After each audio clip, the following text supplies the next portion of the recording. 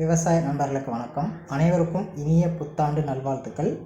இந்த வீடியோவில் நம்ம என்ன பார்க்க போகிறோம் அப்படின்னா 2025 இது நம்மளுடைய ஃபஸ்ட்டு வீடியோ. இந்த ஃபஸ்ட்டு வீடியோவில் நம்ம எதை பற்றி பேச போகிறோம் அப்படின்னா, கடந்த ஒரு வார காலங்களாக எல்லா விவசாயிகளும் பட்ட ஒரு அவதி நிலைமையை பற்றி தான் பேச போகிறோம். என்னென்னா, வழக்கமாக மக்காசோளம் காய வச்சாங்கன்னா ஒரு நாள் இல்லை 2 நாள் வந்து வியாபாரிகள் எடுத்துருவாங்க. ஆனால் இந்த கடந்த ஒரு 10 நாட்களுக்குள்ளே வந்து பார்த்திங்கன்னா 4 நாள் காய வைக்கிறது, 5 நாள் காய வைக்கிறது அப்படிங்கிற ஒரு பிரச்சனைகள் வந்து போயிட்டு இருந்துச்சு. இந்த பிரச்சனைகள் நானுமே பர்சனலாக ஃபேஸ் பண்ணேன். ஏன்னா நானும் மக்காசோள வியாபாரம் பண்ணுறேன் இல்லையா. ஸோ அதனால் இந்த ஒரு ப்ராப்ளம் நானுமே பர்சனலாக ஃபேஸ் பண்ணேன். என்ன நீ எடுக்க மாட்டேங்கிற, 4 நாளாக காய வைக்கிறேன், 5 நாளாக காய வைக்கிறேன், நீ வேணும்னே பண்ணுற அப்படிங்கிற மாரி நிறையா பிரச்சனைகள் எல்லாம் போனது. ஓகேங்களா. உண்மையிலேயே வந்து 102 மேலே கேட்குறா, 102 மேலே வரைக்கும் கேட்பாங்க. அது ஒரு இது இருக்குது. ஓகேங்களா. 101 102 அப்படிங்கிறது 105 கிலோ 110 கிலோ இதெல்லாம் கேட்குறாங்க. என்ன நீ அவங்களது 105 கிலோ மேலே போட்டிருக்க, இந்த 110 கிலோ மேலே கேட்குற, என்ன ஏது, இப்படி ஏகப்பட்ட பிரச்சனைகள், ஏகப்பட்ட சந்தேகங்கள் விவசாயிகளுக்கு நிறையா பேருக்கு இருக்கும். இது எல்லாத்துக்கும் பதிலளிக்கக்கூடிய ஒரு வகையிலான வீடியோ தான் இது. அண்ட் இன்னொரு விஷயம் என்னென்னா, உங்களது மாஸ்டர், அதாவது அந்த பாயிண்ட் போட்டு பார்ப்பாங்க இல்லையா, அந்த பாயிண்ட்டு எவ்வளோ வருது அப்படிங்கிறத பொறுத்து உங்களுடைய மக்காசோளத்தில் எவ்வளோ கிலோ கட் பண்ணுவாங்க அப்படிங்கிறதுக்கு மேலே கொண்டு டேட்டா இருக்குது. ஓகேங்களா. அந்த டிடெக்ஷன், மாஸ்டர் டிடெக்ஷன் அப்படின்னு சொல்லி ஒரு சார்ட் இருக்குது. ஓகேங்களா. அந்த சார்ட்டை வச்சு நான் இப்போ உங்களுக்கு இவ்வளோ வந்து ஆக்சுவலி டிடெக்ஷன் பண்ணணும், இந்த காரணத்தினால தான் இந்த பாயிண்ட்டுக்கு மேலே இருக்கிறத எடுக்க மாட்டேங்கிறாங்க அப்படிங்கிற ஒரு கம்ப்ளீட்டடான டீட்டெயில்டான வீடியோவாக தான் இது உங்களுக்கு இருக்கும். ஸோ அதனால் நிறைய விவசாயிகளுக்கு ஷேர் பண்ணுங்கள். நிறைய விவசாயிகள் அதை தெரிஞ்சுக்கிட்டோம். மறக்காமல் சேனலை சப்ஸ்கிரைப் பண்ணிவிட்டு இன்னும் நிறைய விவசாயிகளுக்கு ஷேர் பண்ணுங்கள். நம்ம நேராக வீடியோக்குள்ளே வந்துடலாம். நம்ம வந்து இதற்கு முன்னாடி பேசின வீடியோக்குள்ளேயே நம்ம சொல்லிடுவோம், தயவு செஞ்சு 120 140 நாட்களுக்கு மேலே வந்து அறுவடை பண்ணுங்கள். 120 நாள் அறுவடை பண்ணாதீங்க. பண்ணிங்கன்னா கண்டிப்பாக 2 நாள் காய்ச்சல் அப்படிங்கிறது உறுதின்னு சொல்லிடணும். ஓகேங்களா. இந்த 120 நாளில் இந்த டைமில் அறுவடை பண்ணுறவங்களுக்கு 2 நாள் காய்ச்சல் கிடையாது, 4 நாள் காய்ச்சல். ஏன்னா மேகம் வந்து மேகமூட்டமாகவே இருந்த காரணத்தினால சோளம் காயில. முக்கியமான விஷயம், சோளம் வந்து காற்றுலேயுமே வந்து பார்த்திங்கன்னா காயக்கூட தன்மை இருக்கிறது. ஓகேங்களா. ஸோ வெயிலில் காயும். ஓகேங்களா. இப்போ கிளைமேட் சில்லுன்னு இருக்குது, பனி அதிகமாக பெய்யுது அப்படிங்கிறப்ப பனிக்காற்றுகள் இது எல்லாமே வந்து சோளத்தோட மேற்பகுதிகளை வந்து ஆக்குப்பை ஆகிடும். அதனால் என்ன சொல்லுவாங்கன்னா, நேற்று சாயந்தரம் பார்த்தாங்க 15 பாயிண்ட் 16 பாயிண்ட் தான் வந்துச்சு, இப்போ காலையில் 18 பாயிண்ட் வருது அப்படிங்கிற கேள்விகள் விவசாயிகள் கேட்குறது சாதாரண விஷயம் தான். என்னென்னா, ஒன்று நீங்கள் படுதா போட்டு மூடி வச்சாலுமே சரி, இல்லை அப்படியே விட்டாலுமே சரி, பாயிண்ட் ஆட்டோமேட்டிக்காக 2 பாயிண்ட் அப்படிங்கிறது அடுத்த நாள் காலையில் ஏற தான் செய்யும். ஓகேங்களா. அதை நீங்கள் என்ன பண்ணோம் அப்படின்னா, ஒரு 10 மணிக்கு மேலே நீங்கள் உடச்சி விடணும். அந்த டைமே வந்து பார்த்திங்கன்னா களத்தில் போட்டிருந்தீங்கன்னா களம் நல்லா கையை வச்சு தொட்டு பார்த்து சூடாகிடுச்சு அப்படிங்கிற பார்த்ததுக்கப்புறம் நீங்கள் கிண்டி விட்டிங்கன்னா அடுத்த 1 மணி நேரத்தில் அந்த 2 பாயிண்ட்டுங்கிறது ரெடியூஸ் ஆகிடும். ஓகேங்களா. நம்ம பாட்டில் காலங்காத்திலே பிடிச்சி இழுத்து விட்டு போயிட்டோம் அப்படின்னா ஆல்ரெடி தரையில் பனி பெஞ்சிருக்கும், அதோட கூலிங்னஸ் ஒன்று இருக்கும், சோளத்தில் இருக்க கூலிங்னஸ் அப்படிங்கிறது ஒன்று இருக்கும். இது வந்து பாயிண்ட் வந்து இன்க்ரீஸ் பண்ணி தான் கொடுக்குமே தவிர பாயிண்ட் குறைச்சி காட்டவே காட்டாது. ஓகேங்களா. இது ஒரு பிரச்சனையாக போயிட்டு இருந்தது. இதை நம்ம ஒரு சில விவசாயிகளுக்கு சொன்னோம், புரிஞ்சுக்கிட்டாங்க. ஓகேவா. இப்போ இந்த 105 110 கிலோன்னு வச்சு இவங்க பாட்டில் எடுக்கிறாங்க. இதில் எங்களுக்கு என்ன லாபம் இருக்குது, வந்து 2250 ரூபா 2300 போகிற சொல்லிட்டு 2200 எடுத்துகிட்டு போனாங்க. இதெல்லாம் என்ன லாஜிக்கு, இந்த 17 பாயிண்ட் 18 பாயிண்ட் தான் வந்துச்சு, வியாபாரிகள் கொள்ளடிக்கிறாங்க இப்படிங்கிற கேள்விகள் எல்லாமே போயிட்டு இருக்கு. ஓகேங்களா. அது எல்லாத்துக்கும் பதில் தான் வந்து பார்த்திங்கன்னா, இப்போ நான் ஒரு சார்ட் உங்களுக்கு வந்து ஃப்ரண்ட் அண்ட் வீடியோலையும் போடுறேன். ஸோ என்கிட்ட இருக்க சார்ட்டையும் நான் உங்கள்கிட்ட சொல்கிறேன். ஓகேங்களா. கால்குலேஷன் ஆஃப் மாய்ஸ்சர் டிடெக்ஷன் அப்படிங்கிறது தான் அந்த சார்ட். ஓகேங்களா. இந்த சார்ட் என்னன்னா, 14 பாயிண்ட் மாய்ஸ்சர் நம்ம பார்க்கக்கூடிய மிஷினில் 14 பாயிண்ட் வந்துச்சு அப்படின்னா கிலோஸ் எதுவுமே போட சொல்ல மாட்டாங்க. அதுவே 14.5ன்னு வரப்போ அரை கிலோ வந்து எக்ஸ்ட்ரா போடணும். 14.6 அப்படின்னு சொல்லி வரப்போ 563 கிராம், 14.7 அப்படின்னு வரப்போ 626 கிராம் போடணும், 17.8ன்னு வரப்போ 689, 14.9க்கு வந்து 752, 5 கிலோ அப்படின்னு சொல்லி வரப்போ 100 வந்து பார்த்திங்கன்னா எக்ஸ்ட்ரா நம்ம போடணும். ஓகேங்களா. அதே 15.1க்கு 1.267, 15.3க்கு 1.541, 15.4க்கு 1.678, 15.5க்கு 1.815, 15.6க்கு 1.952, 15.7க்கு வந்து 2 கிலோ. அதாவது 14 to 15 பாயிண்டில் வந்து 1 to 1.5 கிலோ வரைக்கும் கட் பண்ணுவாங்க. 15 to 16 வரைக்கும் 2 to 2.5 கிலோ வரைக்கும் அவங்க கட் பண்ணுவாங்க. ஓகேங்களா. அதே 16ல் வந்து 2.5 கிலோ அப்படிங்கிறது வந்துருச்சு. அந்த 16 to 17க்குள்ளே வந்து பார்த்திங்கன்னா 4 கிலோ வரைக்கும் கட் பண்ணுறதுக்கான வாய்ப்புகள் இருக்குது. அதாவது நம்ம இப்போ 102 கிலோ மேலே ஏற்றுறோம் அப்படின்னா +4 போட்டிங்கன்னா 106 கிலோ அப்படிங்கிற மாதிரி தான் எடுக்கணும். எப்படின்னா 16 கிலோ வந்து ரீச் ஆகும் போது. ஓகேங்களா. சரி, 17 பாயிண்ட் ரீச் ஆகும்போது அந்த பாயிண்ட்டு. அதுவே 17 18 19 அப்படின்னு போகிறப்ப 17க்கு 4.5 கிலோ, 18க்கு 6.5 கிலோ வந்து எக்ஸ்ட்ரா போடணும். 19க்கு 8.5 கிலோ 8.25 கிலோ வந்து எக்ஸ்ட்ரா போடணும். 20க்கு வந்து பார்த்திங்கன்னா 10.25 கிலோ போடணும். 21க்கு 12 கிலோ 12.25 கிலோ, 22க்கு 14 கிலோ, 23க்கு 16.250, 24க்கு 18.250, 25 பாயிண்ட்டுக்கு வந்து 21.250 கிராம். ஸோ இவ்வளோ எக்ஸ்ட்ரா வந்து பார்த்திங்கன்னா போட்டு எடுக்கணும்.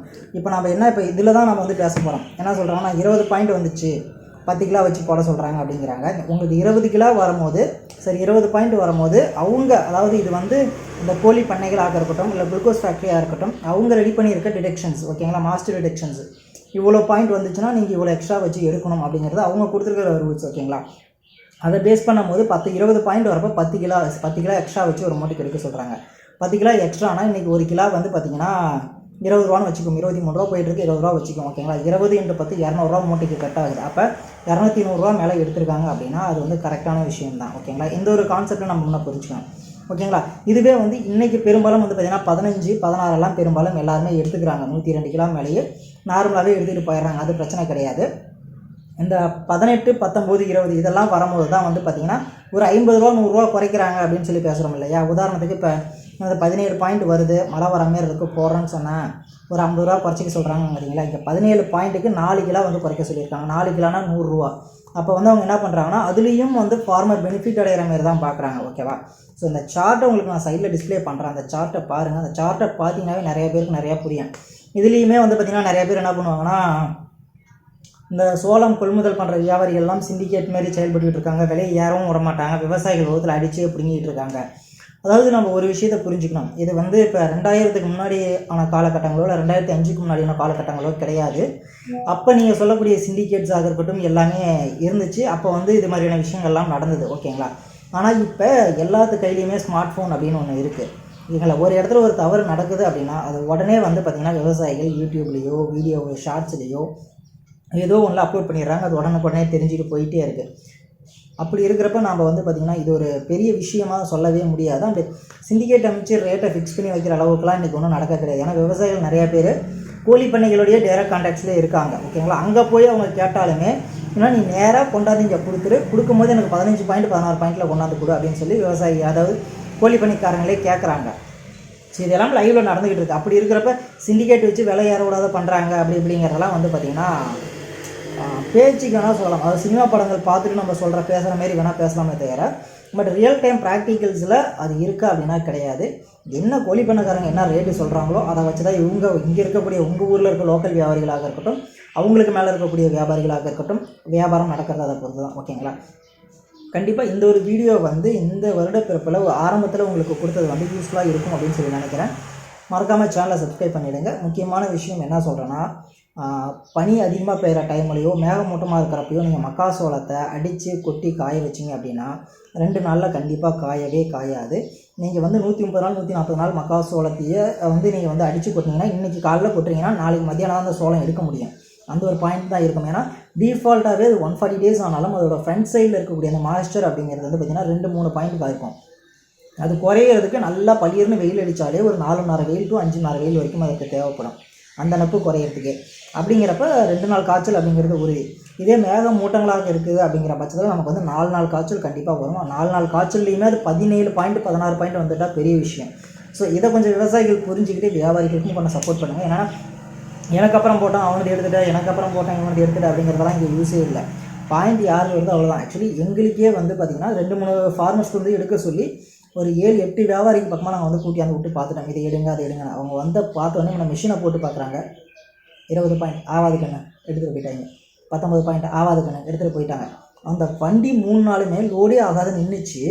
ஆனால் வந்து அந்த சோளத்தை எடுக்க முடியாதுன்ட்டாங்க. காரணம் என்ன நம்ம கேட்கும்போது, தம்பி இங்கே நான் சோளத்தை ஏற்றிட்டு போயிடுவேன், இப்போ 2300 2300 நான் வந்து சோளத்தை ஏற்றிட்டு போயிடுறேன் ஓகேவா. அங்கே போய் கோழி பண்ணையில் இறக்க மாட்டேங்கிறான். அப்படியே இறக்குனாலும் மூட்டைக்கு இவ்வளோன்னு சொல்லி கட்டிங் போடுறான். ஒரு மூட்டைக்கு வந்து 50 ரூபா 100 ரூபான்னு கட்டிங் பண்ணுறான் அப்படின்னா நான் அதே அளவு கட்டிங் வாங்கிட்டீங்க சொன்னால் நீ ஒத்துக்குவியா? நீ என்ன ரேட்டில் சொல்லி எத்தனையோ அந்த ரேட்டு காசை கொடு நீ கேட்ப ஓகேவா. அங்கே கட்டிங்கில் போகிறது இப்போ 200 மூட்டை போதுனா 200 மூட்டைக்கு 100 ரூபானா எனக்கு எவ்வளோ கட்டிங் ஆகுது, எனக்கு எவ்வளோ லாஸ் ஆகுது. நான் அந்த லாஸுக்கு ரெடியாகலை. லோடிங் நிற்குதா, இன்றைக்கி ஒரு நாளைக்கு லோடிங் எனக்கு 2000 ரூபா கொடுக்கணுமா, சாப்பாட்டு காசு எல்லாம் கூடியெல்லாம் பிரச்சனை இல்லை, நான் கொடுத்துக்கிறேன். அந்த 2000-3000 லாஸ் ஆகிறது எனக்கு பெரிய பிரச்சனையே கிடையாது. நாங்கள் போய் 20,000-30,000 நஷ்டப்படுறதுக்கு இது எனக்கு எவ்வளோ பரவாயில்ல, வண்டி நிற்கிட்டோம் ஒன்றும் தப்பு இல்லை, நான் பாயிண்டில் ஏற்றிட்டு போய் நாங்கள் கொடுத்துக்கிறேன் அப்படின்னு சொல்லி ஒரு முடிவுக்கு வந்திருக்காங்க. ஸோ இந்த வருஷமே இவ்வளோ டைட்டாக இருக்கும்போது அடுத்தடுத்த கட்ட வருடங்கள் வரக்கூடிய வருடங்களில் வந்து 15 பாயிண்ட் மாஸ்டர் இருந்தால் நான் எடுக்கிறேன், இல்லைனா எடுக்கலை அப்படிங்கிற அளவுக்கு போயிடுங்க. இப்போ வந்து 15-16 போயிட்டு இருக்காங்க. அடுத்து வரக்கூடிய வருடங்கள்லாம் வந்து பார்த்திங்கன்னா 15 பாயிண்ட் 15-5 இந்த ரேஷியோவில் இருந்தால் வந்து எடுப்போம், இல்லைனா எடுக்க மாட்டோம், வண்டியில் ஏற்ற மாட்டோம் அப்படிங்கிற ஒரு நிலைமை கண்டிப்பாக வந்துடும்னு நினைக்கிறேன். தயவு செஞ்சு அதுக்கேற்ற மாரி ப்ராடக்ட்டை ரெடி பண்ணிக்க. இன்னொரு ஒரே ஒரு சின்ன ஐடியா கொடுக்குறேன். என்னென்னா, மக்காசோளத்தை நீங்கள் வந்து அந்த மணி இருக்கு இல்லையா, மணியில் ஒரு பக்கம் வந்து பார்த்திங்கன்னா வெள்ளையாக இருக்கும். அந்த பக்கத்தில் நகத்தை வச்சு அழுத்தினீங்கன்னா அழுந்தக்கூடாது. நீங்கள் வச்சு அழுத்தினா உடனே போயிடுச்சுன்னா அது 20+ பாயிண்டில் இருக்குன்னு இருக்கும். ஓகேங்களா? அதுவே நீங்கள் வந்து லைட்டாக அழுத்தும் போது லைட்டாக உள்ளே போச்சு அப்படின்னா அது வந்து 18+ பாயிண்ட், 18, 19, 20 இந்த ரேஷியோவில் இருக்கும். ஓகேங்களா?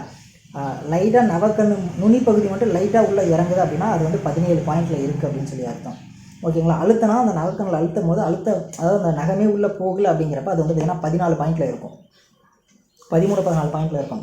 ஸோ இதெல்லாம் நீங்கள் வந்து சின்ன ஒரு ஹிண்ட் தான் உங்களுக்கு. நானே ஒரு காட்டுக்கு சோளம் பார்க்க போகிறேன்னா முன்னே அப்படி கையை விட்டு இப்படி அள்ளி பார்த்துட்டு லைட்டாக பிடிச்சி பார்ப்பேன் ஈரம் இருக்கா. நான் அந்த ஈரத்தோட ஃபீல் வந்து பார்த்திங்கன்னா நமக்கு கையில் தெரியும் லைட்டாக. அது ரெகுலராக பார்க்குறவங்களுக்கு தெரியும், அந்த ஒரு ஃபீல் தெரியும். அதுக்கப்புறமேட்டுக்கு ஏதாச்சும் ஒரு சோளத்தை இப்படி நவுத்தி விட்டு கையில் எடுத்து வச்சு அழுத்தி பார்ப்பேன். அழுத்தி பார்க்கும்போதே அது உள்ளே போயிடுச்சுன்னா கண்டிப்பாக 20+ அப்படிங்கிறது கண்டுபிடிச்சிடலாம், 20+, 18+ அப்படிங்கிறத கண்டுபிடிச்சிடலாம். ஸோ இதெல்லாம் ஒரு சில விஷயங்கள்.